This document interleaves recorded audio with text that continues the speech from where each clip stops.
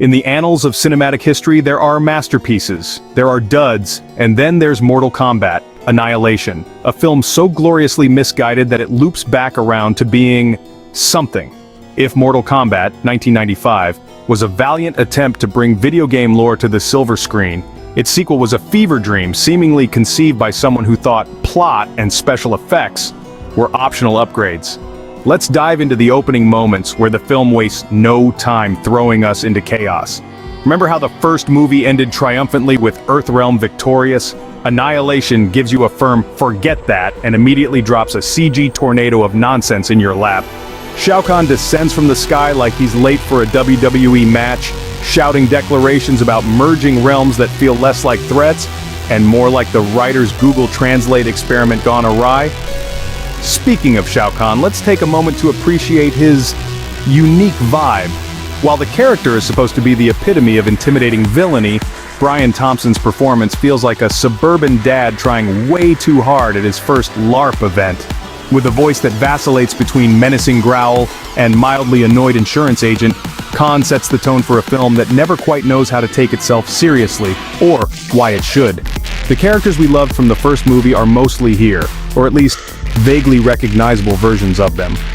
Johnny Cage returns for all of 5 seconds before being unceremoniously dispatched, and Sonya Blade spends the entire movie looking like she wandered into the wrong franchise. Liu Kang is still the nominal hero, though his arc seems to consist largely of squinting in confusion and occasionally turning into a lizard for no apparent reason. And let's not forget the newcomers. Oh, the newcomers. From the laughably over-designed Centaur Motaro to the inexplicable robot ninjas, the film seems determined to cram as many characters as possible into its runtime logic and narrative cohesion be damned. Jade's betrayal comes as a surprise only if you've never seen a movie before, and the less said about Nightwolf's vision quest, the better. Scene script. Visually, Annihilation is a smorgasbord of questionable choices. The special effects are ambitious in the way a toddler's finger painting is ambitious. It's not about the execution, but the sheer audacity of trying. Watching characters fight against green-screened backdrops that look like early PC wallpapers is an exercise in second-hand embarrassment. The film's climactic battles are essentially a rave of pixels colliding with each other, leaving you to wonder if your VCR, remember those, was malfunctioning. Yet, amidst all this chaos, there's something strangely admirable about Mortal Kombat, Annihilation. It's a film that throws everything at the wall not to see what sticks, but to create a Jackson Pollock of absurdity. There's no pretense of subtlety or sophistication. It's pure, unfiltered entertainment for those who revel in the art of the train wreck. Ultimately, Mortal Kombat, Annihilation isn't just a bad movie, it's a legendary bad movie.